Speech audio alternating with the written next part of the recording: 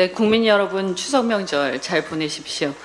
추석 명절 앞두고 아프면 어쩌나 걱정하는 국민들이 많으실 텐데 하루빨리 의료 붕괴 사태를 수습해야 한다라는 절박함을 느끼고 있습니다. 그런데 윤석열 정부가 의료 공백 사태에 투입한 국민건강보험 재정이 2조 원에 육박한다고 합니다. 중증 응급환자 진료 공백 메울 비상진료체계 운영 지원, 그리고 경영난 중인 수련병원 급여 선지급, 추석 명절 비상응급 대응 주간 진찰료 추가 가산 등 응급실 지원을 위한 비용들입니다. 사고는 대통령이 치고 수습은 국민들이 보험료로 메꿔야 할 판입니다. 이 돈들이 자그마치 이 2조 원에 육박하는 재정이 의사들의 교육, 그러니까 증원되는 의사들을 위한 교육시설에 쓰이는 것도 아니라는 사실이 매우 충격적입니다.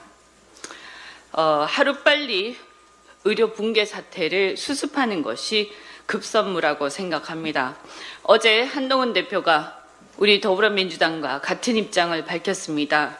우리가 지금까지 요구해온 2025년 중원규모 재논의를 포함한 의제 제한 없는 논의, 그리고 합리적 추계를 통한 2026년 정원 결정, 대통령의 사과와 책임자 문책 등의 대다수 공감대를 이루고 있습니다. 미진할 수는 있지만 의료계도 이 정도면 대화를 시작할 수 있을 거라고 조심스럽게 기대를 해봅니다. 그렇다면 이제 대통령과 정부가 양보해야 할 때입니다. 의제를 열어놓고 그동안 의료계에 망언을 퍼붓던 책임자 문책이 최소한 있어야 의료계가 대화 테이블에 앉을 명분이 생길 것 아닙니까? 국민 생명보다 대통령과 정부의 자존심이 중요하다는 것입니까?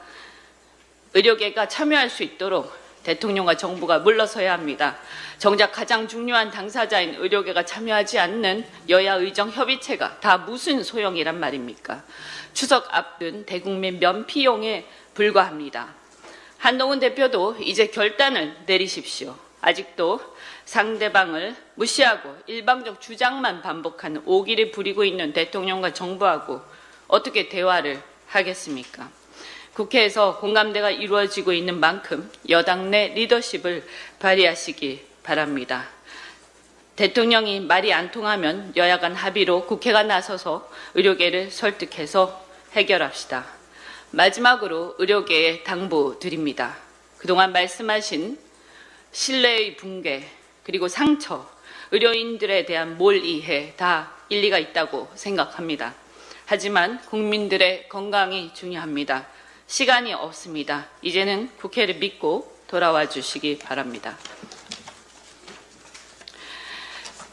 주가 조작은 금융시장의 신뢰성을 무너뜨리고 자본주의의 근간을 흔드는 중대한 범죄입니다. 한국 자본시장이 박스피에 갇혀 침체되어 있습니다. 이런 증권범죄를 엄격히 처리해야 주식시장이 신뢰가 회복되어 선진화되고 활성화된다고 믿습니다.